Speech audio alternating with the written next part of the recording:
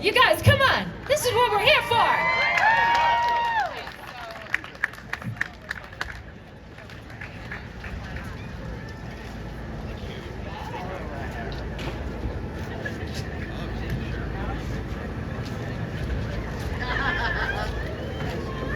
All right. Hey, guys. Hey! Hello, future. Hello, hashgraph. I'm really proud to be able to present to you today Mance, Harmon, and Leemon, Baird.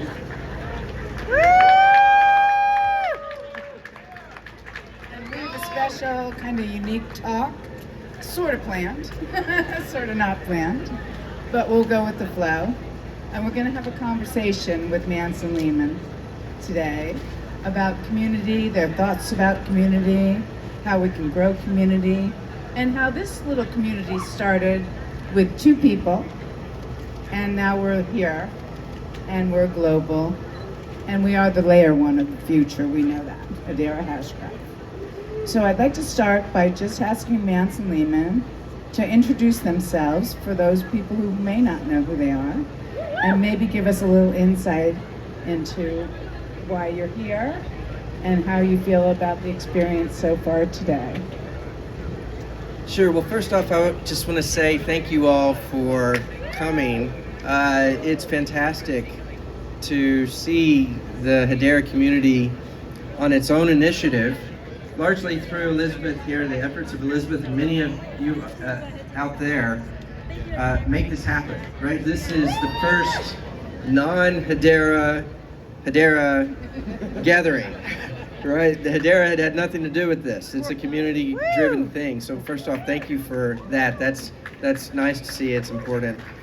And we're here because, of course, we're part of the community. That's what our view is. We're part of the community. We welcome the opportunity to be here. We are glad to support the community. In terms of introductions as well. Oh, okay. So for those of you that are new to the community, Leemon and I have been working together forever. It feels like literally since 1993.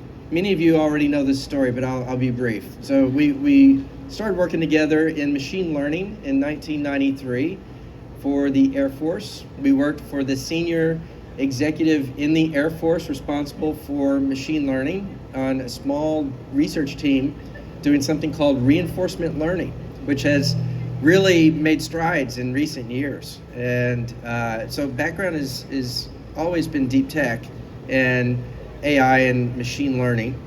Then we only worked together for 6 months. You know, it was face to face. It was only 6 months. And then Leemon had to leave. He was senior to me by a couple of years in the Air Force. He'd already been at the lab working there for a while. He had to leave. And it just turned out that in that period of time, we forged an amazing relationship and have been working together ever since, most of that remotely. We've done a lot of work together. We've published a lot together. We've done multiple startups together. When he left, I think you went to California. I think you came to California. I went to the Air Force Academy. I was You a went to the teacher. academy. I was a professor. Yeah, yes. yeah. Okay, so Leemon went to the academy to teach. I went off to grad school at UMass, Amherst. And then I ended up following Leemon to the academy to teach, and you weren't there at the time. I ran away. You left. We collaborated for decades. We weren't even in the same state. It was amazing. Yeah, yeah. And so AI and cybersecurity was the focus at the academy. I taught there for a little while. And then I got this amazing opportunity to do something that no one ever gets the opportunity to do. So you all remember, some of you will remember the movie War Games from the 1980s with Matthew Broderick. You remember that movie? Yep, I do. I built the real thing. Aye. So in the plains of Colorado, we built a simulator to help the government figure out how to protect its citizens and allies from incoming nukes, incoming ICBMs. And it was a massive project for the Missile Defense Agency, and we built that. and that was a lot of fun. It was really insightful. I learned a lot about the calculus of nuclear warfare and decided that I wanted to become an entrepreneur. Leemon, of course, we'd been working together in various ways through that whole period. We decided that we were going to start our first company. Actually, I'm going to go a little bit deeper than normal on this. Is that okay? Sure. It was around 2000 now. It was around 2000. So, okay, this is going to name date of us. that company? Huh? Trio Security, TRIO. So here's the story behind it. We never go this deep into this, but in this forum, I'll go deep. That'll be fun. So while at grad school, we entered a competition, a programming competition sponsored by the ACM. So if you're in computer science, ACM is an organization you'll be familiar with. It was a global competition, Java programming competition. We entered as a team. And we won. We won first place. And it's the application is kind of cool. It's kind of a distributed application in some ways. We'll tell you about it later if you have an interest. And one of the gifts, or the prizes rather, that we won was the Palm Pilot. Do you remember the old Palm devices? Who knows Anybody that? know what a Palm Pilot is? Oh, wow. So we won a Palm Pilot. And I started writing my first program on the Palm, and it was a password management program. And we decided, okay, how would we do password management for real, in the right way, if we were going to build something on the Palm? And we ended up building a multi-factor authentication solution that was a distributed identity single sign-on solution. So the idea is that the Palm would hold all of the records for your accounts and all the credentials for your accounts on the Palm device. Of course, it would be encrypted. And you as the user, you wouldn't have to remember any of the details. This is like a really, really early 1Password kind of thing with multi-factor authentication on the front. Leemon created something we called, what do we call it? The Vector, what was it? It's the handwriting recognition, yes. So it's an AI system to recognize your handwriting. Velocity. Well, I don't know if I ever gave it a name. Yeah, I think we gave it a name.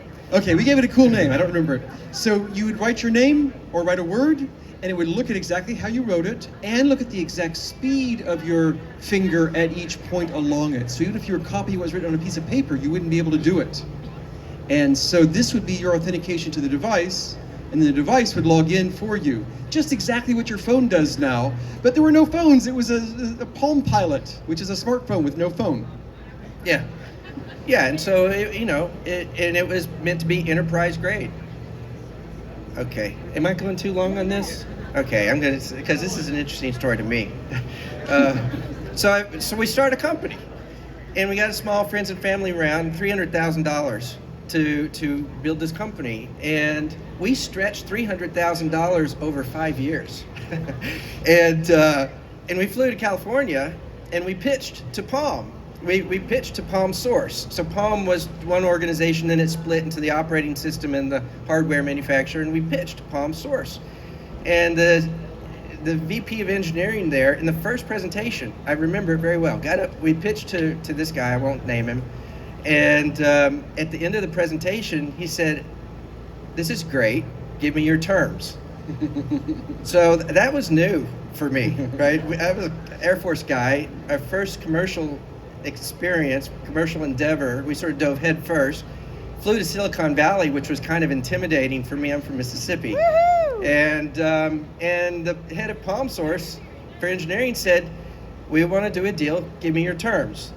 And then we negotiated a deal, and it went through the executive committee, and then they went silent. They went silent for about 6 weeks, and I was sitting there pulling my hair on what's going on. We got a phone call from the head of BD, and he said that guy, the head of engineering, is no longer with the organization, but we still want to do a deal. So I said, okay, great, let's do it.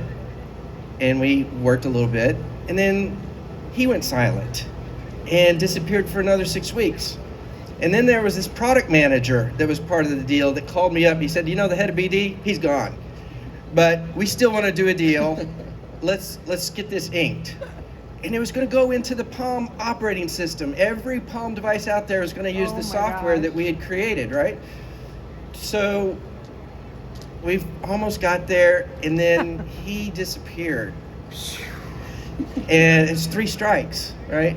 And then about 6 weeks later, the first guy, the head of engineering, calls me up. He's now heading up a new software division at Symbol Technologies. It's part of Motorola today. He said, we love what you're doing, and Symbol actually sells more PDAs than Palm. We're bigger into PDAs, but they're enterprise grade, industrial PDAs. So we just want to acquire you guys, and you come and do it in-house for us. So we took the deal, and that was our first startup. And so I moved to Silicon Valley, moved to San Jose for 2 years, and we decided, let's do it again. That was quite a ride. Yeah. We did eventually find out what happened with Palm. Turns out their company was splitting into 2 companies.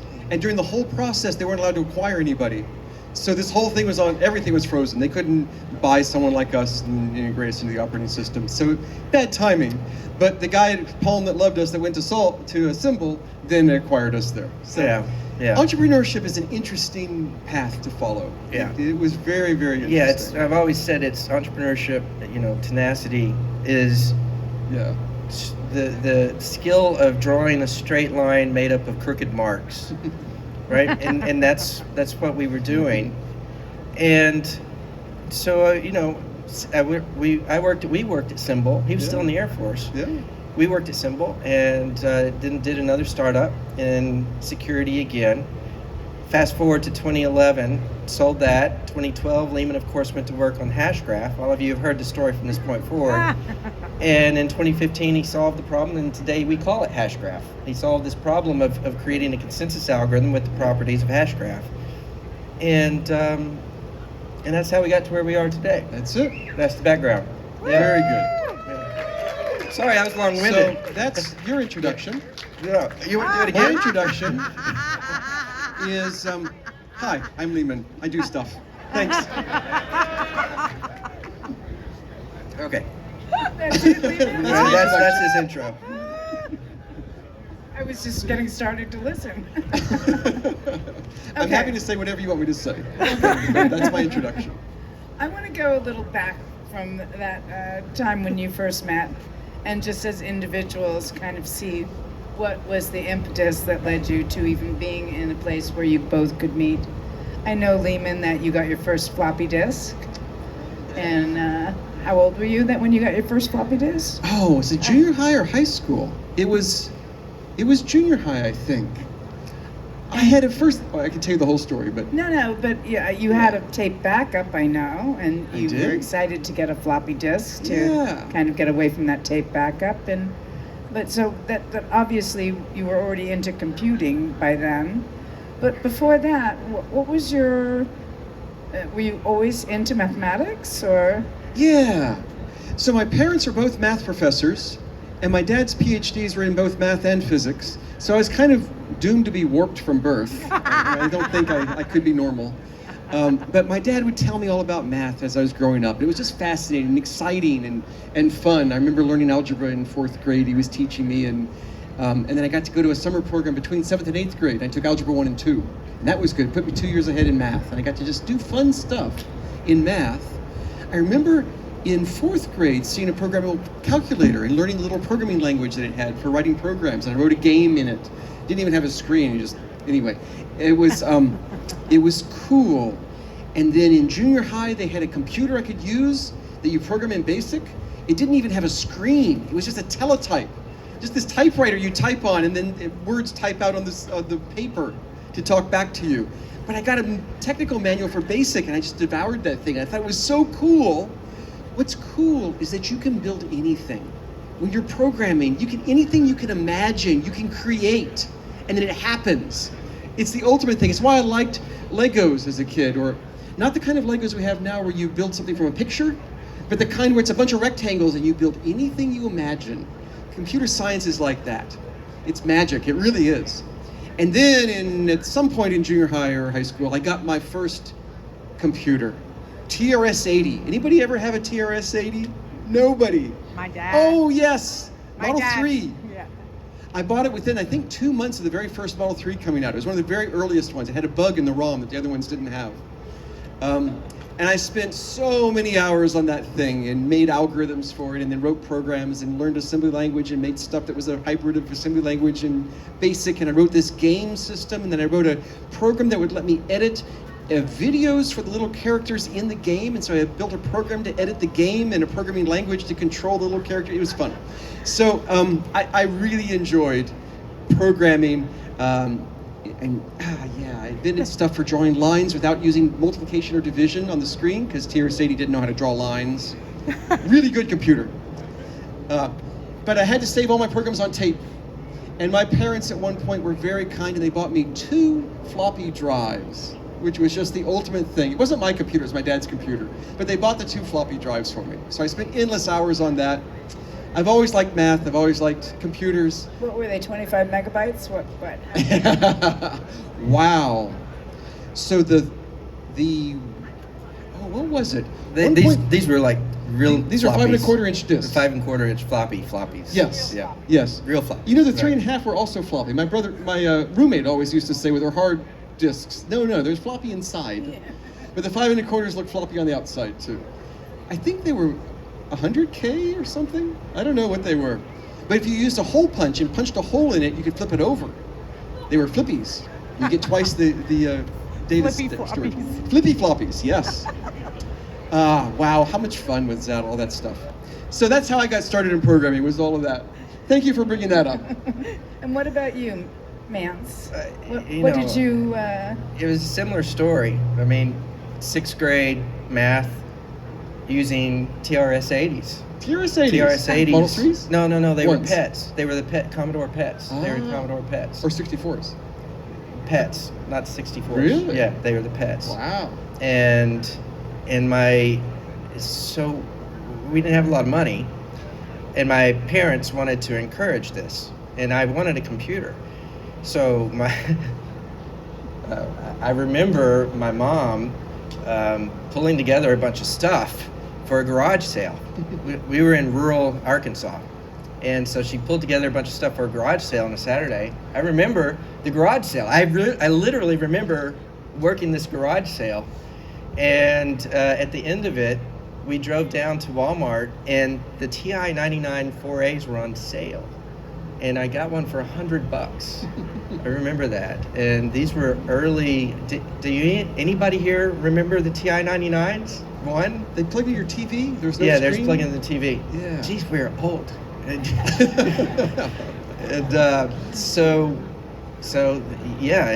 then I developed a love for building in the same way, programming, that sort of thing.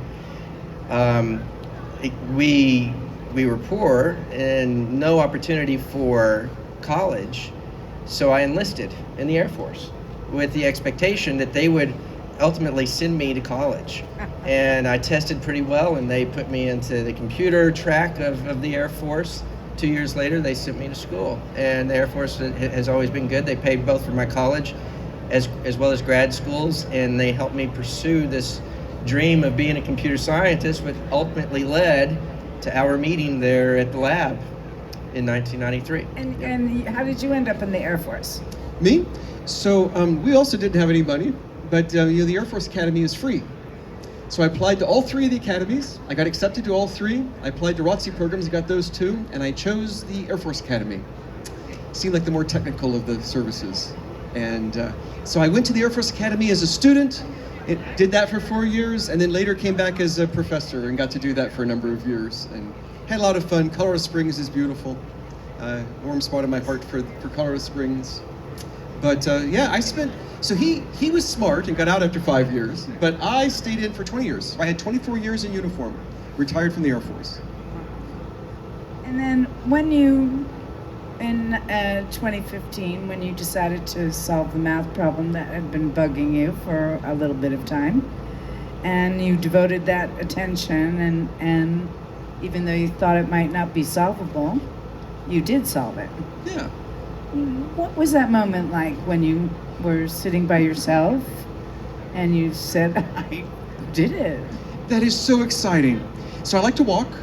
I remember in College Station, No, Austin. No, it was College Station. It was College Cedar Station. Park. It was Austin. Yes. It was right. Austin. It was Cedar Park, and I would walk. I remember the road I was on when I realized, hey, if you just add 2 hashes, and you can use the algorithms from 30 years ago, and you have it for free. That was the moment when I realized I could create the hashgraph algorithm. It still took me a month to work out the details, but I knew at that point it was definitely possible. I was so excited, and whenever I solve a problem, I always call Mance and force him to listen to all the details of it. And so we would go to Starbucks, or we would just call him on the phone, and we would just talk through all the details of it. Now, of course, most of the time, when I finally proved a theorem, I call him and I'm really excited and I tell him about it, and I want to do it right away, because it's only going to be a little bit of time before I realize I totally screwed it up and I'm totally wrong. So you got to enjoy it. When you solve a problem, you have to enjoy it before you realize that you're totally off base and you didn't solve it. But this time, it turned out, well, actually, this time I knew I'd solved it. This was obvious. Add 2 hashes, you see how everything that's happened. Obviously, you can take 30-year-old algorithms and put them in this context and it'll work. But it took a little while to prove it.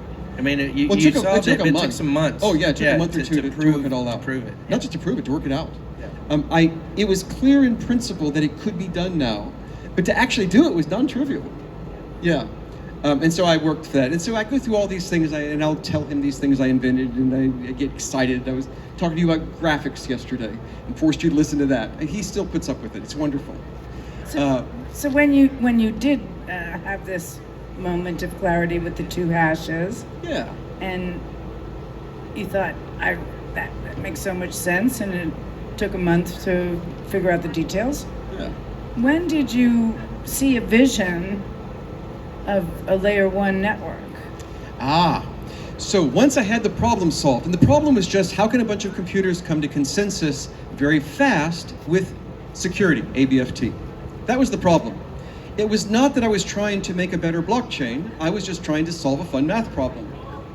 But when we saw the solution, it was obvious, well, you could actually make a really good blockchain this way. You could be better than the current ones, and it'd be more secure and faster. And so the solution to this problem I started in 2012, the solution came in the summer of 2015. By the fall, we had incorporated Swirls to commercialize this as a private blockchain, not a public one, but a private DLT, a private ledger. And so we created Swirls. We started fundraising. I remember negotiating our first investor. That was fun. And by the end of December, we had negotiated our first investor. And then we spent the next 6 months beating our heads against brick walls, getting the next few investors. That's the most fun part of entrepreneurship, is beating your head against a brick wall, getting investment. Yeah. Anyone second that? How many entrepreneurs are in this room right now? This is just, everybody here is an entrepreneur. I just love it. It is quite a wild ride, and we have taken that ride multiple times. But we really were aggressively doing this in 2015. We had an incorporated LLC. What was LLC? Was it C Corp? C Corp, I think it was. Yeah. We had a C Corp incorporated. We got our first investor. Then we spent the first half of 2016 trying to raise more. And by the summer of 2016, we had our big announcement at a conference announcing hashgraph to the world. I guess those videos are probably 2017. No? Oh, hashgraph just generally. Hashgraph generally to the world in 2016. Yeah. And at that conference, we went to a Brazilian steakhouse, and we were sitting there at this meal, and we were just talking about, I still like problems. And one of the problems was, well, how could you do a public ledger and do it the right way? And we were discussing this, and I said, well, the right way to do it is you'd have to have a council of, like the biggest organizations in the world, the Googles and IBMs of the world. And then we said, you know what? We should just do that. Well, but but the motivation there was because you needed trust. You had to have the trust from the beginning in order for people to trust the value of the coin. If the value of the coin goes up, exactly, the members of the network aren't going to steal it, right? You can't just choose 100 of your buddies and hope the value of the coin goes up and the market trusts that those people aren't going to steal the money. Exactly. So it was all about trust, and it was about starting with it. You could not retrofit this into a ledger. You couldn't start some other way and then do it. You had to start with the hard thing of building the council. And so we did this stupid thing at that restaurant. We said, let's go do that. That's kind of crazy to think that you get a council like that. That's just insane. But we said, yep, we've just announced hashgraph to the world. We have this private company. We're not going to spend the next year aggressively getting people to use this to prove it out, and then going and raising a council to just have two guys that nobody knows and join their council. And, and we ended up putting together a great team and a great council and then a great community. And I am so happy to be here with this community today. Thank you. Thank you. You guys are